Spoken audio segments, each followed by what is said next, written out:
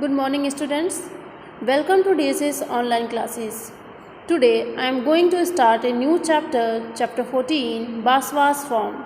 So, in this chapter we will read about Baswa's farm. हम इस chapter में बासवा के खेत के बारे में पढ़ेंगे जो अपने खेत में अनियन यानी कि प्याज उगाता है. I am Basava. My father is a farmer.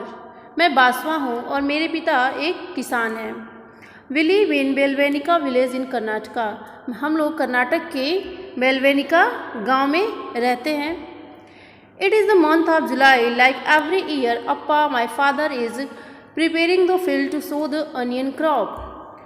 जुलाई का मंथ चल रहा है और हर साल की तरह अप्पा मीन्स मेरे फादर इस साल भी अनियन की खेती करने जा रहे हैं और तैयारी कर रहे हैं इसी चीज़ को बोने के लिए. There are so many things to be done at this time. बहुत सारे वर्क किए जाते हैं खेती करने के पहले. To help him, I too go to field with अप्पा. मैं भी खेत में अप्पा के साथ उनकी हेल्प करने के लिए जाता हूँ. In the last few days, Appa has been using the khunti and iron rod to dig the soil, loosen it and make it soft. पिछले कुछ दिनों से अप्पा एक खुंती यूज कर रहे हैं जो एक आयरन रॉड होती है और क्या काम है उसका, मिट्टी को डिग करते हैं मतलब खोदते हैं और उसको सॉफ्ट बनाते हैं जिससे कि क्रॉप को जो बीज होते हैं उसको अच्छे से हम बो सकें. Let's see where is Belvanika village. So ये है कर्नाटका जहाँ के गांव में बासवा रहता है. Baswa lives in Belvanika village of Karnataka. Baswa Karnataka के बेलवेनिका विलेज में रहता है. Find out. In Baswa's area, an implement called khunti is used to loosen the soil. What is the kind of implement called in your area? Draw it and discuss. Basava के area में मिट्टी को खोदने के लिए जो इम्प्लीमेंट और instrument use किया जाता है उसे खुंती बोलते हैं. मीन्स कन्नड़ लैंग्वेज में कर्नाटक के लोग जो इम्प्लीमेंट यूज करते हैं मीन्स जो इंस्ट्रूमेंट मिट्टी को खोदने के लिए यूज करते हैं उसे बोलते हैं खुंती. What is the kind of implement called in your area. तो आपके एरिया में इस टाइप के जो इम्प्लीमेंट होते हैं इंस्ट्रूमेंट होते हैं उसे क्या बोलते हैं. Draw it and discuss. Draw करिए. As you know different things have different names everywhere. हर जगह अलग अलग चीज़ों का अलग अलग नाम होता है और मिट्टी को खोदने के लिए अलग अलग इंस्ट्रूमेंट का भी यूज होता है. जैसा कि आप इस फोटो में देख सकते हैं यह एक प्लो है मीन्स यह एक हल है जो कि किसान अपने खेत को जोतने के लिए यूज करता है. And the second picture of sickle. इस तरीके का औजार किसान अपने खेती को काटने के लिए यूज करता है. Use to cutting corn lopping and trimming. And the third pick of a trowel. आपने देखा होगा इस तरीके का जो इंस्ट्रूमेंट होता है वो हम लोग के घरों में भी यूज होता है. जो छोटे छोटे पौधे होते हैं उसको लगाने के लिए, मिट्टी को खोदने के लिए, नए पौधे लगाने के लिए इस तरीके का औजार हम यूज करते हैं. And the fourth pick of ये क्या है, ये एक कुदाल है जिससे कि मिट्टी को खोदा जाता है.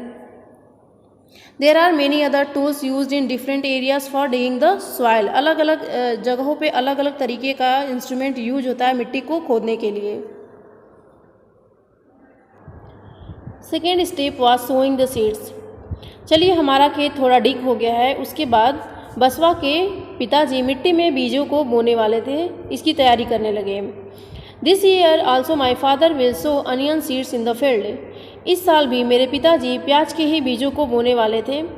सो here you can see the onion seeds which are black in colour. इस तरीके के सीड्स आपको दुकान में आसानी से मिल जाते हैं. जो प्याज के जो बीज होते हैं वो आसानी से मार्केट में मिल जाते हैं. The bullocks will pull the kurgi and appa will walk behind them sprinkling the seeds. So what is kurgi. कुर्गी एक तरीके का एक टूल होता है जिसके एक तरफ बहुत ही शार्प पॉइंटेड पार्ट होता है और जब कुर्गी से अटैच की गई लंबी सी लकड़ी को बैल खींचता चला जाता है तो वह शार्प पॉइंटेड टूल मिट्टी को भी डिग करता हुआ चला जाता है.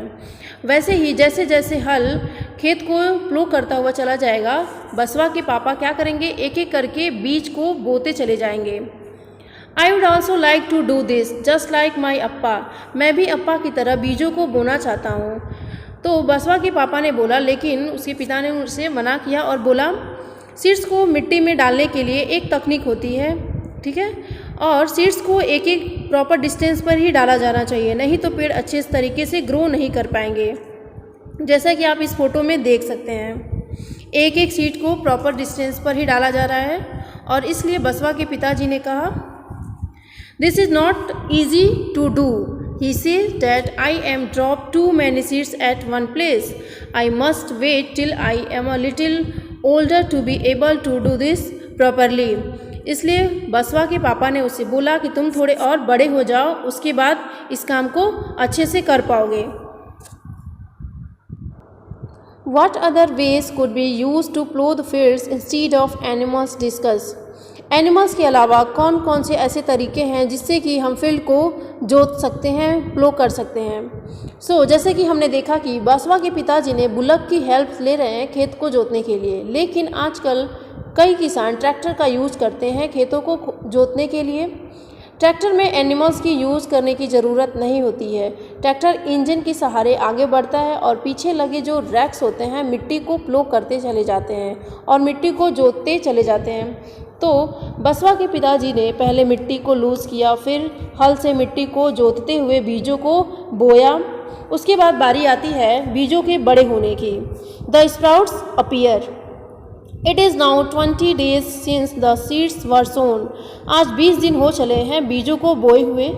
The onion plants have started to sprout. जो बीजों को हम लोगों ने बोया है अब वो उसमें से प्लांट्स निकल रहे हैं। Along with onion plants weeds have also come up. Plants जो अनियन के जो प्लांट्स हैं उसके साथ साथ जो जंगली घास है वो भी उगाई है। Weeds grow in fields and gardens without being planted. जो ये जंगली घास है उनको बोने की ज़रूरत नहीं पड़ती है, वो अपने आप ही उग जाते हैं। Appa says that we must remove the weeds so that they do not take up all water and fertilisers.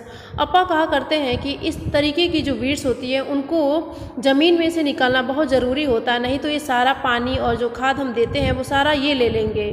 If there are too many weeds then the onion plants will not be healthy. अगर बहुत सारा weeds इस type के जो जंगली घास होते हैं अनियन प्लांट्स के साथ रहेंगे तो वो हेल्दी नहीं दिखाई देंगे, जो अनियन प्लांट्स है वो हेल्दी नहीं होगा। So that's why removing the weeds is very important. Amma, uncle and I we all help appa to take out the weeds. इसलिए अम्मा, अंकल और मैं खुद अप्पा की हेल्प करेंगे इस टाइप के वीड्स को निकालने में। So what are weeds? Weeds are the unwanted plants that grow along with the crop. It is important to remove the weeds, otherwise they take up the water and nutrients from the soil which we give to our crop. Weeds क्या होता है, वो unwanted plants होता है जिसको बोने की ज़रूरत नहीं पड़ती, वो क्रॉप के साथ अपने आप ही उग जाता है।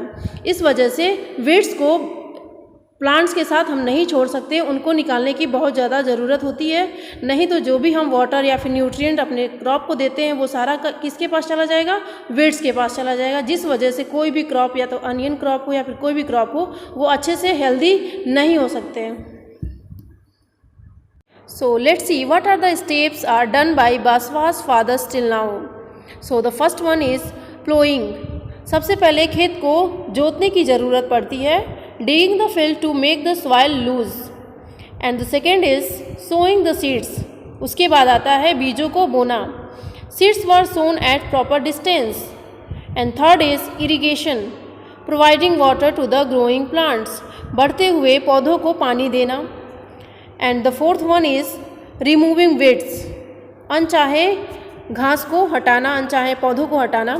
Weeds are the unwanted plants that are necessary to remove from the fields।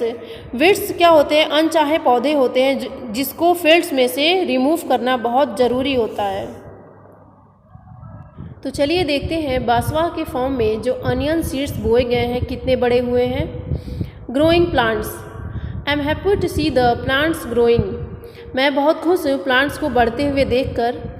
They are tall enough to reach my knees. वो इतने बड़े हो गए हैं कि मेरे नी तक आ सकते हैं। The leaves have started turning yellow and drawing up. और जो उसके पत्ते हैं वो येलो हो गए हैं और सूख रहे हैं।